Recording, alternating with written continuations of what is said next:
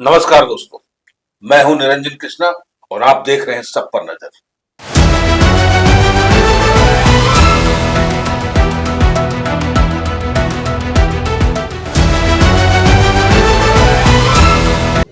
महापौर का चुनावी दंगल, हर प्रत्याशी अपना दमखम दिखा रहा है और समस्या इतनी बड़ी है धनबाद में कि शायद आज तक कोई भी महापौर उसको सही ढंग से निराकरण नहीं कर पाया।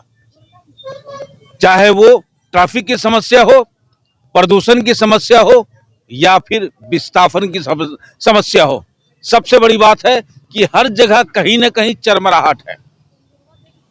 कौन होगा सही प्रत्याशी? जनता अभी भी कसमाकस में है। कौन उसका मसीहा बनेगा? कौन उसका दुख दर्द तकलीफ करेगा? आज हमारे बीच में भृगुनाथ जी हैं जो जोशीले हैं और समाज सेवा में लगातार लगे हुए हैं और अब ये महापौर के चुनाव में अपना बिगुल फूंक चुके हैं। जरा इनसे पूछते हैं कि इनका क्या एजेंडा है और ये चाहते क्या है समाज के लिए। बिल्कुल जी, बताइए। नमस्कार आप सभी को। आज चुनाव चिन्ह आवंटन हो चुका है। क्रमांक संख्या 14 चिमनी भट्टा, चिमनी बोलते हैं उसको, चुनाव चिन्ह मिला है और यही चिमनी को लेकर मैं तमाम मतदाताओं के बीच जाने का काम करूंगा और उनका आशीर्वाद और विश्वास प्राप्त करने का प्रयास करूंगा। जैसा कि जानते हैं कि 20-25 वर्षों हो चुका नगर निगम का गठन हुए। आज भी नगर निगम का जो मूलभूत काम होता है, पानी, बिजली, सड़क, स्ट्रीट लाइट होना चाहिए था, लेकिन आज भी नहीं हो पाया। आज भी हम पानी के लिए संघर्ष कर रहे हैं। स्ट्रीट लाइट आधा जलता है तो आधा बुता हुआ रहता है। सड़कें देख लीजिए किस स्थिति, टूटी फूटी सड़कें हैं। नाली, एक बरसात में नाली का पानी ऊपर आ जाता है, तब घरों में पानी घुसता है। हवा इतना दूषित है कि सांस लेना मुश्किल है। लोगों को बीमारी झेलना पड़ रहा, दमा, खांसी, कैंसर तक के रोग हो रहे। लोग परेशान हैं कि किस तरह से हम कोयलांचल में अपनी जिंदगी जिए। कौन इसकी शुद्धि लेगा? कौन इतना बड़ा परिवर्तन ला सकता है? मैं भारतीय जनता पार्टी का सच्चा सिपाही हूँ। पिछले 30 वर्षों से भारतीय जनता पार्टी के नेतृत्व में हमने काम करने का काम किया। हमारे देश के प्रधानमंत्री की आइडियोलॉजी को घर घर तक पहुंचाने का हमने काम किया। एक सच्चा, ईमानदार और कर्मठ सिपाही के रूप में हमने काम किया और लोगों की भावनाओं को समझने का काम किया है और उनके दुख दुख को दूर करने के लिए हमेशा मैं राजनीति में आंदोलन करते रहा हूँ। चाहे एमपीएल का आंदोलन हो, आपने देखा होगा मदन डी थर्मल पावर जब बन रहा था, उस समय एनडीए सरकार की सबसे महत्वपूर्ण परियोजना थी। उसके निर्माण में लोग बाधा पहुंचा रहे थे।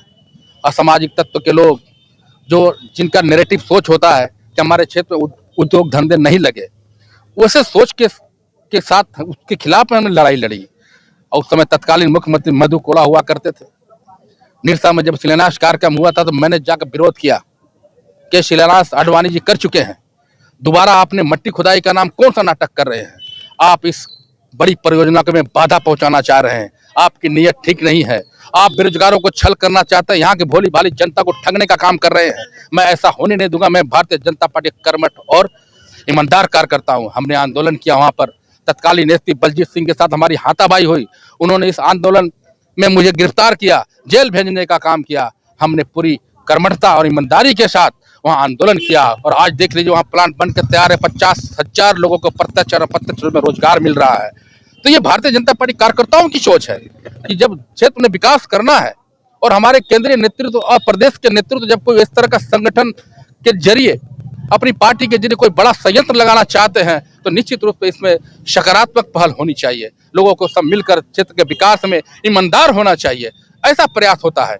लेकिन आज देख लीजिए कहाँ हैं लोग, कैसे कैसे लोग आ गए हैं जो भारतीय जनता पार्टी के कार्यकर्ताओं को इग्नोर कर वैसे कारपोरेट घरानों को जगह देना चाहते हैं जो कभी सेवा नहीं किया हो, कभी जनता के बीच गया नहीं हो, लॉकडाउन में कभी घुमा नहीं हो, लोगों के लिए आंदोलन नहीं किया। पानी, बिजली, सड़क, शिक्षा, चिकित्सा के बारे में कोई सोच नहीं है, कोई विजन नहीं है, कोई मास्टर प्लान नहीं है कि हमारा सरकार विकसित, हमारी शहर की सरकार कैसी होनी चाहिए, हमारा शहर का विकास कैसा होना चाहिए, हमारे भोली भाली जनता को स्वच्छ पानी कैसे मिले, भोली भाली जनता को स्वच्छ हवा कैसे मिले, स्वास्थ्य कैसे मिले, शिक्षित बेरोजगार को कौशल विकास की तरह कैसे हम जोड़ कर रखें ताकि लोग पढ़ने के बाद हमारे छात्र छोटे छोटे छात्र जो पढ़कर निकलते हैं तो उन्हें कौशल विकास से कैसे जोड़कर उसके रोजगार मुहैया कराया जाए, महिलाओं को स्वावलंबन कैसे बनाया जाए, कौशल विकास से कैसे जोड़ा जाए, कैसे उसे आत्मनिर्भर बनाया जाए, इन तमाम बातों को लेकर मैं जनता के बीच जा रहा हूं। हमारा मास्टर प्लान भी है, मैं अपनी बातों को जनता के बीच रखने का काम कर रहा हूं और निश्चित रूप से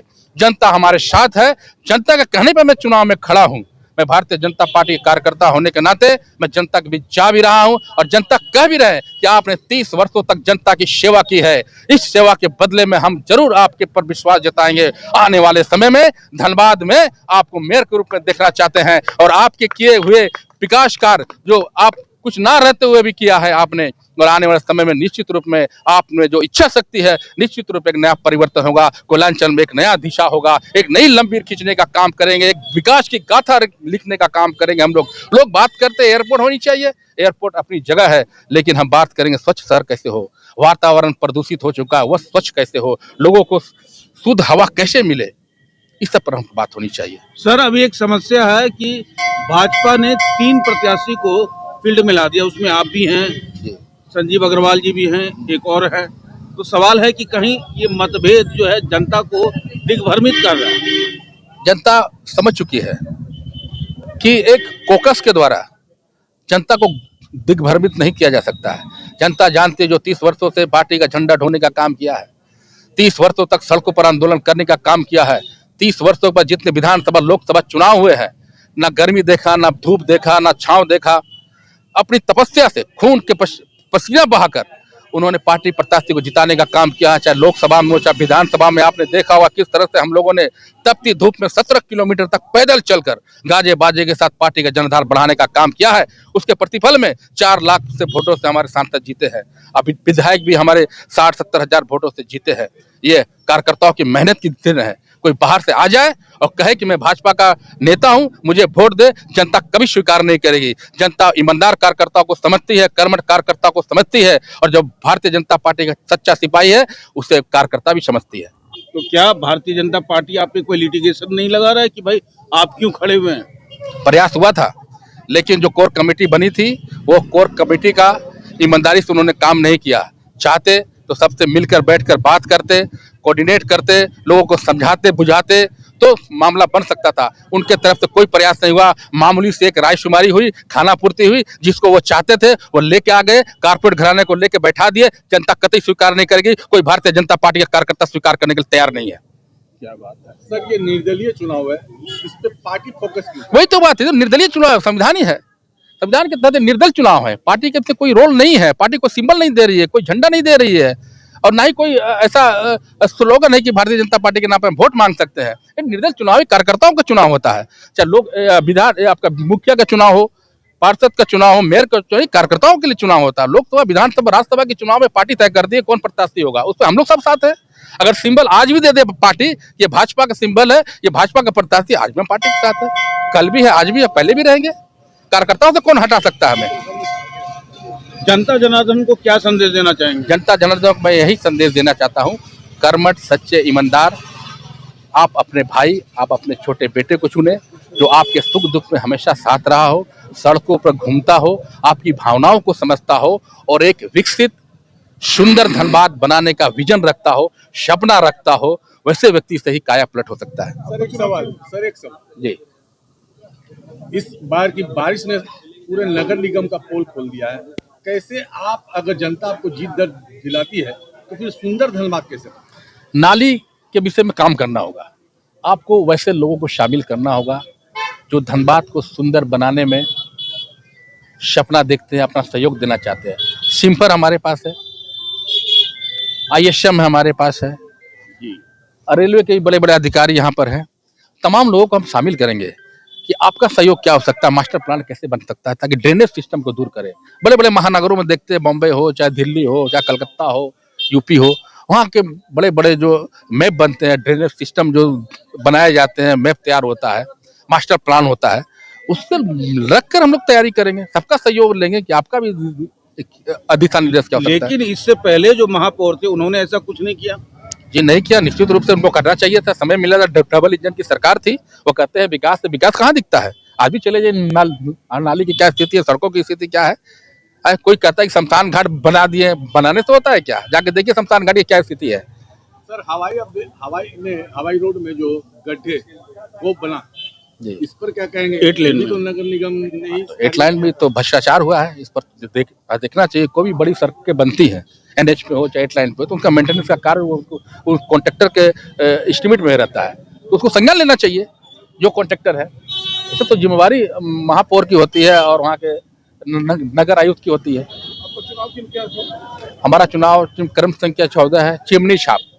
तो जनता जनार्दन समझ गए कि चुनाव चिन्ह चिमनी छाप है, यानी कि चिमनी में अगर आग लगाइएगा तो जाहिर सी बात है वो धुआं के साथ साथ आपको ऊर्जा भी प्रदान करेगा, ईटा भी बनाएगा और रोजगार भी रोजगार भी देगा मजदूरों के लिए। मजदूर के लिए। तो खास तौर पे जैसा इनका जोश है, जैसा इनका होश है, और उसी हिसाब से इन्हें छाप भी मिला है, चिमनी छाप। तो जाहिर सी बात है कि ये खुद में अपने आप में एक चिनगारी है और ये चाहते हैं कि इस चिनगारी से धनबाद की तमाम समस्या को हम जला के राख कर देंगे। अब सवाल उठता है कि जनता किसे चुनती है, ये जनता का निर्णय हो सकता है। आप देख रहे हैं सब पर नजर। धन्यवाद।